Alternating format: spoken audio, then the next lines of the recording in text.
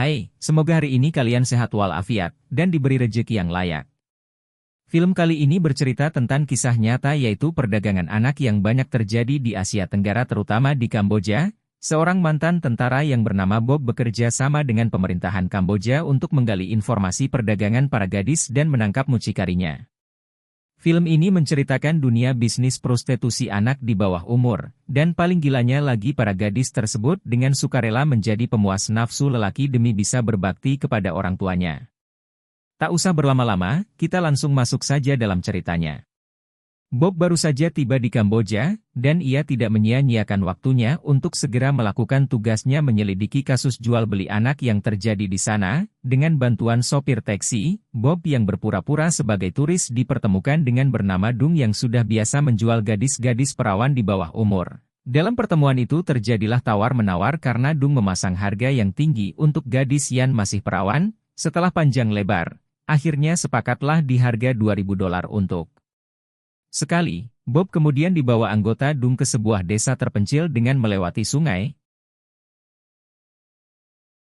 Ketika sampai di gubuk tua, tampak seorang anak kecil keluar dari kamar mandi dengan wajah ketakutan. Bob pun mulai merekam dengan kamera kecil berbentuk pena yang disimpan di sakunya. Tetapi ketika gadis itu mulai membuka kancing baju, Bob melarangnya dan segera mencairkan suasana dengan mengajaknya bermain gunting batu kertas. Rupanya rekaman Bob diskusikan bersama timnya serta foto Dung yang berhasil terekam. Bob berharap bukti tersebut bisa memperkuat alasannya untuk menangkap Dung. Bob juga kesal mengetahui banyaknya kasus prostitusi walaupun banyak mucikari yang ditangkap. Hal ini menunjukkan kalau mucikari mempunyai jaringan yang luas dan kemungkinan punya backingan kuat di belakangnya. Sementara itu Dung menemui seorang pelanggan kaya raya bernama Marco yang minta dicarikan 2 anak perawan untuk dikencani selama sebulan. Dung awalnya menolak karena permintaan tersebut sangat berbahaya. Mengingat pemerintah sedang mengawasi perdagangan manusia di Kamboja, Marco pun membujuk bahwa Dung adalah satu-satunya mucikari yang bisa memberi gadis impiannya dan Marco akan membayar berapapun yang Dung mau. Akhirnya Dung setuju memberikan gadis perawan dengan bayaran $4.000 per hari.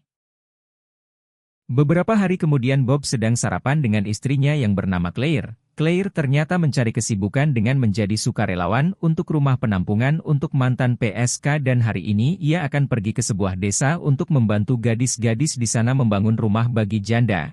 Seusai sarapan Bob pergi ke kantor polisi dan menjelaskan kalau organisasinya diundang oleh pemerintahan Kamboja. Organisasinya diundang untuk membantu menyelidiki serta menutup tempat prostitusi yang melibatkan anak di bawah umur. Bob juga memberikan beberapa foto bule-bule yang dicap sebagai pedofil di negara lain, dan sekarang banyak berdatangan ke Kamboja. Bukan hanya itu saja, Bob juga memberikan foto Dung sebagai bukti kalau dia terlibat dalam bisnis tersebut.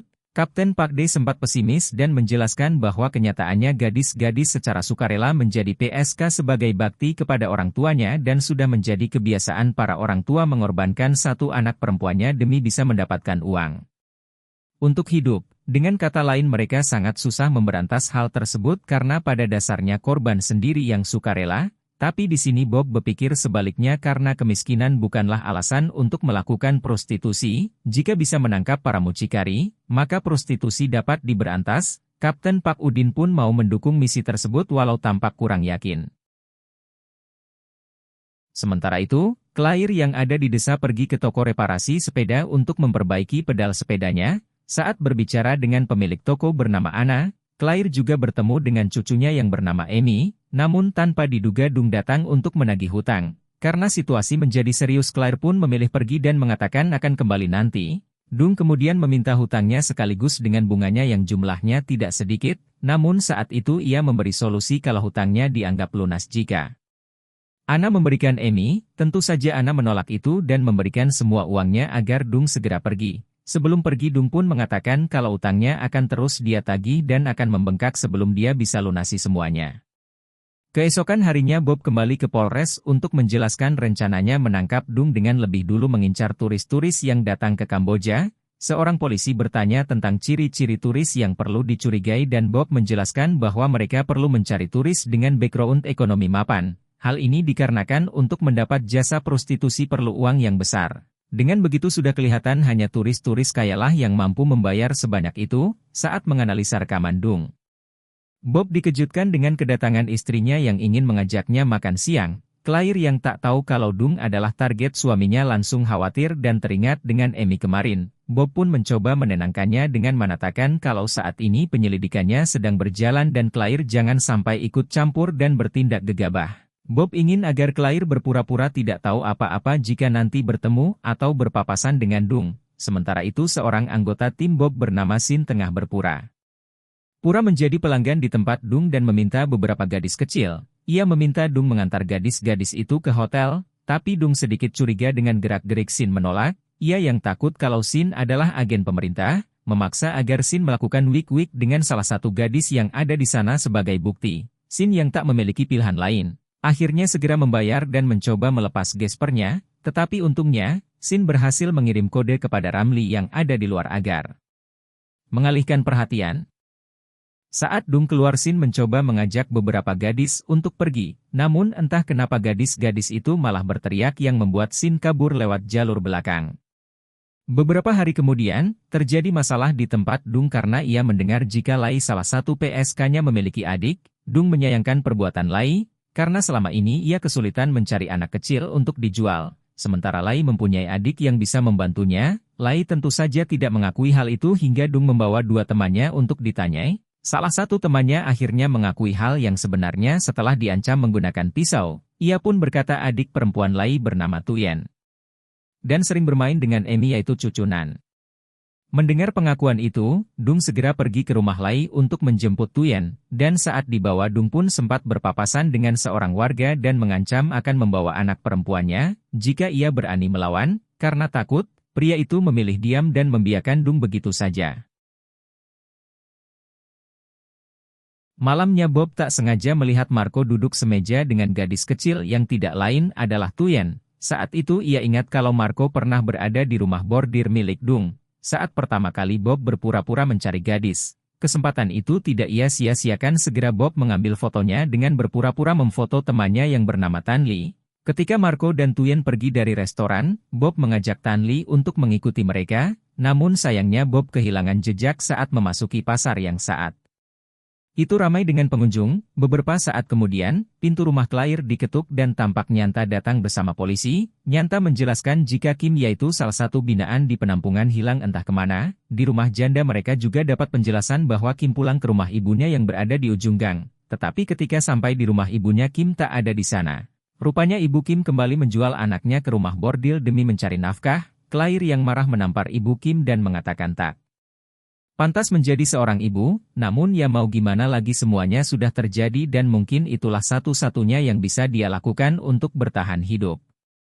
Keesokan harinya Bob dan Sin mengutus polisi untuk menggerebek rumah bordil milik Dung. Ia menempatkan beberapa polisi untuk mengepung rumah tersebut baik dari depan maupun dari sungai, namun saat penggerebekan dilakukan Dung tak ditemukan di tempat padahal sebelumnya mata-mata Bob melihatnya masuk ke dalam. Ia memastikan pada setiap polisi yang berjaga apakah mereka melihat Dung keluar, dan ternyata tak ada yang melihatnya. Di saat yang sama Marco menuju rumah bordil itu bersama Tuyen dan melihat banyak polisi yang berjaga di depan, ia pun segera kabur meninggalkan Tuyen di jalan yang kemudian ditemukan anggota Bob bernama Sophie. Sophie segera membawa Tuyen ke kantor untuk menyelamatkannya sekalian melakukan proses visum. Bob dan Sin juga ikut perih walau hatinya kecewa karena tak berhasil menangkap Dung. Saat itulah Bob curiga ada yang membocorkan rencana penangkapan dan membantu Dung untuk kabur. Ia sangat yakin karena waktu kedatangannya dengan penggerebekan sangat singkat. Dia mulai mencurigai Kapten Pak Udin karena mengetahui beberapa rekam jejak pekerjaannya yang tiba-tiba gagal. Bob mengancamnya dengan hukuman penjara jika ketahuan ada polisi yang mendapatkan suap.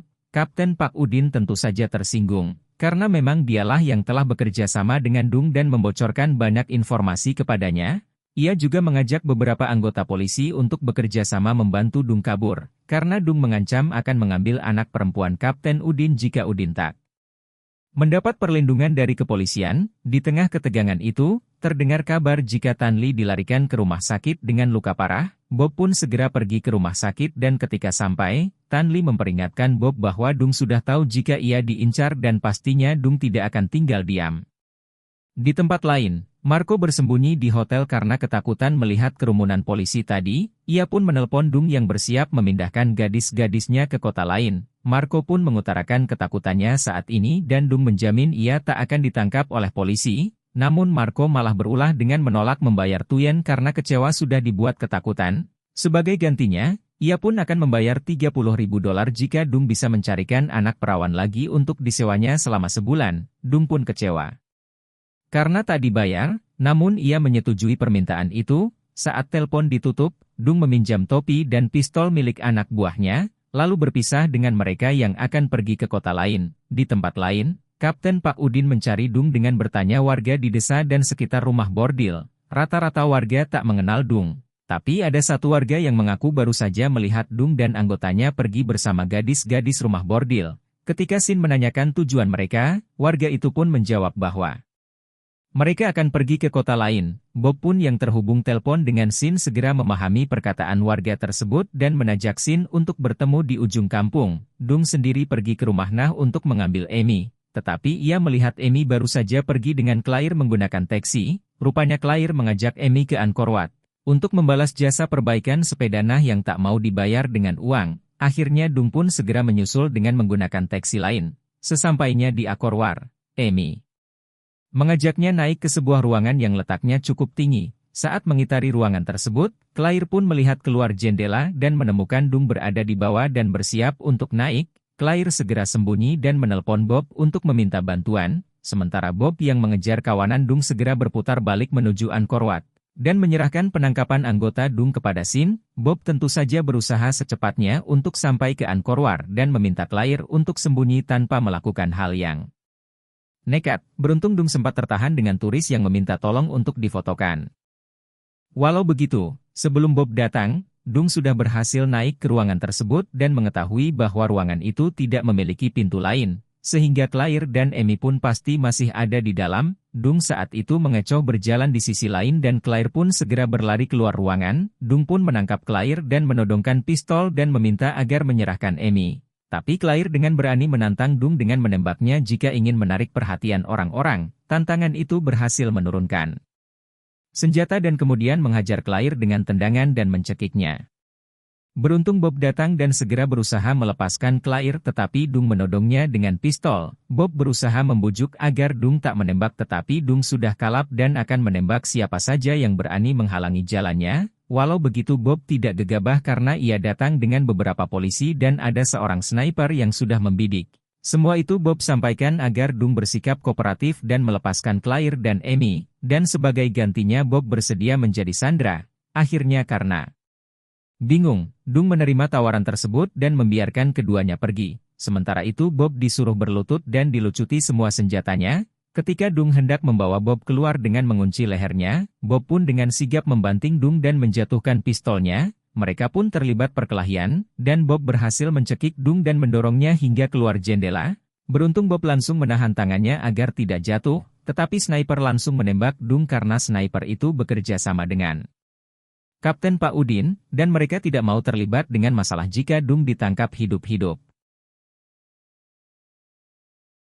Sementara itu polisi juga berhasil menangkap Marco yang bersembunyi di hotel. Di tempat lain, Sin juga berhasil mengamankan anggota Dung yang kabur menggunakan truk. Di dalam truk terdapat gadis-gadis termasuk Lai yang sudah tak bernyawa karena telah dihajar oleh Dung.